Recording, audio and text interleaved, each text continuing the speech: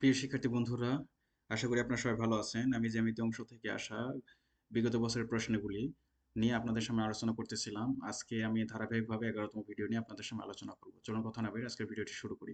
প্রথমে আমরা যে প্রশ্নটি দেখতে পাচ্ছি এখানে বলা আছে ত্রিভুজ এবিসি এর এবিসি কোণ সমান 45 ডিগ্রি, বিএসি কোণ সমান 60 এবং বিসি বাহুকে ডি পর্যন্ত বর্ধিত করা হলে এসিডি কোণ সমান কত?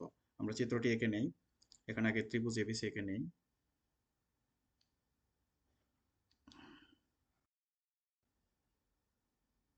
এটি এবিসি ত্রিভুজ, এ বি সি। এখন এখানে বলেছে বন্ধুরা বিসি বাহুকে ডি পর্যন্ত, যে আমাদের যে বিসি বাহুটা আছে আমরা ডি পর্যন্ত বর্ধিত করবো, এই ডি।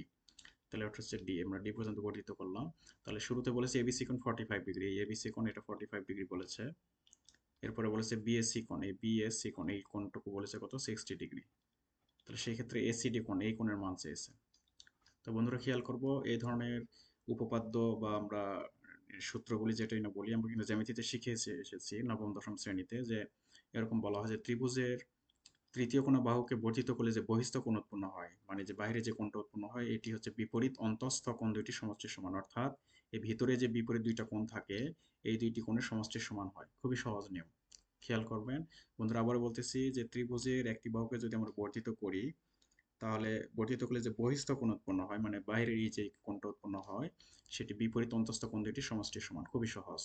তাহলে সেক্ষেত্রে আমরা এখানে কি লিখতে পারি, অর্থাৎ এসিডি কোণ সমান, যে বহিস্থ কোণটা আমরা এভাবে লিখতে পারি যে এসিডি কোণ সমান, এর বিপরীত আমাদের দুইটা কোণ ছিল ওই অন্তঃস্থ, একটি হচ্ছে এবিসি কোণ আর একটি হচ্ছে বিএসি। তাহলে মুখোমুখি করা যায়, তারপর আপনাদের লিখে দিলাম। অর্থাৎ মনে রাখবেন এই কোণটা এই বিপরীত এই দুইটি কোণের সমষ্টির সমান। তাহলে আমরা এই যেহেতু এসিডি চেয়েছে, এসিডি কোণের মান চেয়েছে, এই কোণের মান চেয়েছে, তাহলে আমরা কি লিখবো?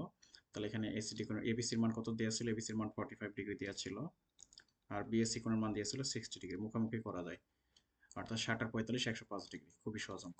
তো বন্ধুরা নিশ্চয়ই বুঝতে পারছেন, আমি একটি মাত্র সূত্র দ্বারা অঙ্কটি করলাম, মানে জ্যামিতির সলিউশন আপনাদের সামনে উপস্থাপন করলাম। তো আমাদের অ্যান্সার হচ্ছে 105 ডিগ্রি। পরের প্রশ্ন আমরা আসি। এখানে বলা আছে এবিসি সমকোণী ত্রিভুজের বিকোণ সমকোণ এবি সমান এ, বিসি সমান 2 হলে নিচের কোণটি সত্য। তাহলে সমকোণী ত্রিভুজ আমরা এখানে নেই। তাহলে এভাবে আমরা একটা সমকোণী ত্রিভুজ এঁকে নেই। একটা সমকোণী ত্রিভুজ এঁকেছি, ধরি এটি এ, এটি বি, এটি সি। যেহেতু বিকোণ সমকোণ বলেছে, তাহলে এটি 90 ডিগ্রি। তাহলে সমকোণের বিপরীত এটি হচ্ছে অতিভুজ এসি, আর এটি হচ্ছে লম্ব, আর এটি হচ্ছে ভূমি।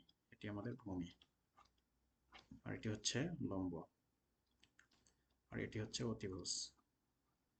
তাহলে এখানে বলেছে এ বি এর মান, লম্বের মান বলেছে এ, আর বিসি সমান 2a বলেছে। তাহলে কোন, মানে নিচের কোনটি সত্য, সম্পর্ক অর্থাৎ এসি অতিভুজের সাথে এরা সম্পর্কিত করেছে। তাহলে গতকাল আমি যে ভিডিওটি নিয়ে আপনাদের সামনে আলোচনা করেছিলাম, সেখানে বলেছিলাম যে পিথাগোরাস উপপাদ্য অনুসারে আমরা সমকোণী ত্রিভুজের যতগুলো অঙ্ক আছে আমরা সলভ করার চেষ্টা করব। তাহলে পিথাগোরাস উপপাদ্য আমরা কি শিখেছিলাম, যে অতিভুজ স্কয়ার অর্থাৎ এসি, এই অতিভুজ স্কয়ার সমান লম্ব স্কয়ার যোগ ভূমি স্কয়ার। লম্ব হচ্ছে আমাদের এবি, তাহলে এবি স্কয়ার, আর ভূমি হচ্ছে বিসি স্কয়ার, বিসি স্কয়ার। তাহলে সেক্ষেত্রে এবির মান দিয়ে আছে এ, তারপর স্কয়ার, আর বিসির মান দিয়েছে 2a, তারপরে স্কয়ার। তো সেক্ষেত্রে এখানে স্কয়ার হচ্ছে, আর 2a দুইবার গুণ করলে 4 স্কয়ার, অর্থাৎ এই দুইটি যোগ করলে আমরা 5 স্কয়ার পাচ্ছি। তাহলে শুধু এসির মান কত হবে? যেহেতু এসির উপরে স্কয়ার আছে, ওই পাশে গেলে স্কয়ার রুট হবে, তাহলে 5 স্কয়ার। 5 এর যেহেতু রুট করা যাচ্ছে না, 5 রুট হিসেবে থেকে যাবে, আর এই স্কয়ারের এই রুটের উঠে যায়, সেক্ষেত্রে শুধুমাত্র এ হয়, অর্থাৎ এটা রুট মুক্ত করতে পারি। তাহলে আমাদের এসি সমান √5 এটি হচ্ছে সম্পর্কিত। তাহলে আমাদের অ্যান্সার কোনটি? এসি সমান √5 খ নম্বর অ্যান্সার। খুবই সহজ প্রশ্ন। পরের প্রশ্ন আমরা আসি। ত্রিভুজের তিনটি কোণ 4x, 6x এবং 8x হলে বৃহত্তম কোণ কত? এটি সহজ অঙ্ক।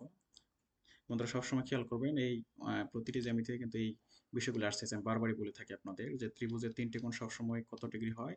180 ডিগ্রি বা 2 সমকোণ। খেয়াল করব। তো সেক্ষেত্রে এখানে আমরা ধরে নিই যে এটি 4x, এটি 6x, আর এটি হচ্ছে 8x। তার মানে তিনটি মিলে অবশ্যই আমাদের 180 হবে।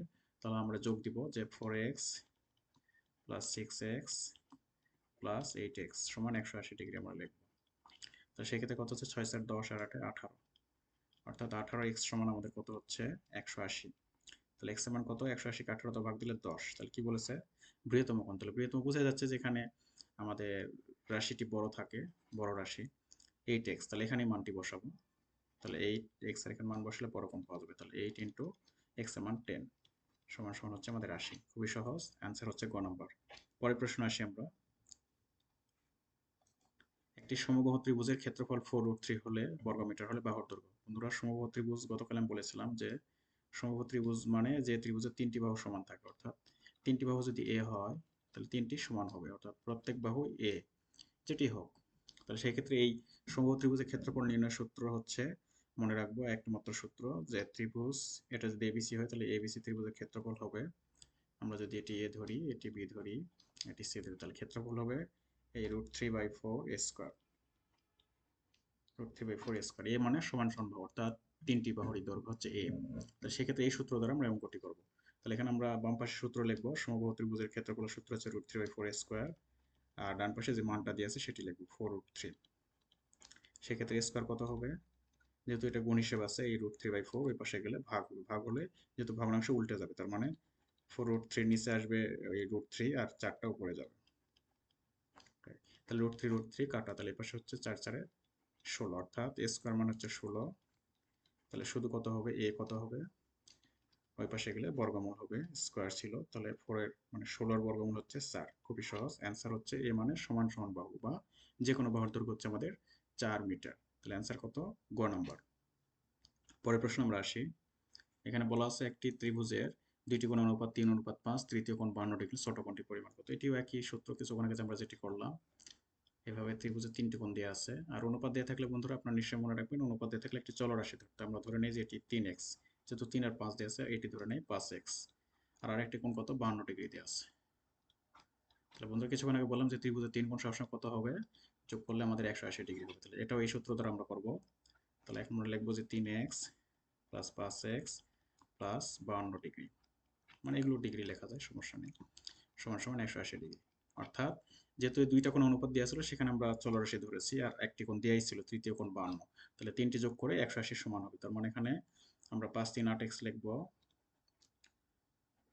আর এখানে 52টা ওই পাশে আমরা বাদ দিব, 180 মাইনাস 52, তাহলে বাদ দিলে হচ্ছে 2 আছে 10 হবে 8, হাতে 1 আছে 6 আছে কত, 8 হবে 2, 128। তার মানে x এর মান কত হবে, 128 কে আমরা 8 দ্বারা ভাগ দিব, 8 একে 8, 4 থাকে 8 সহ হচ্ছে 48, 6 8 48, অর্থাৎ 16। তাহলে এখানে কি বলেছে, ছোট কোণটির পরিমাণ। তাহলে ছোট কোণ আমরা যেহেতু অনুপাত এই 3 আর 5, এখানে এই 3x, এই যে অনুপাতটি ছোট আছে এখানে মান বসাবো। তাহলে 3x এর এখানে মান বসালে হবে এই 3 ইন্টু x এর মান আমরা পেয়েছি 16, 48। তাহলে আমাদের ছোট কোণটি হচ্ছে 48, খুবই সহজ, আমাদের অ্যান্সার হচ্ছে ক নম্বর। তো বন্ধুরা আজকের মতো ভিডিওটি এখানে শেষ করতে যাচ্ছি। যদি ভিডিওটি ভালো লেগে থাকে আমার চ্যানেলটিকে সাবস্ক্রাইব করে আমার পাশেই থাকবেন। ধন্যবাদ।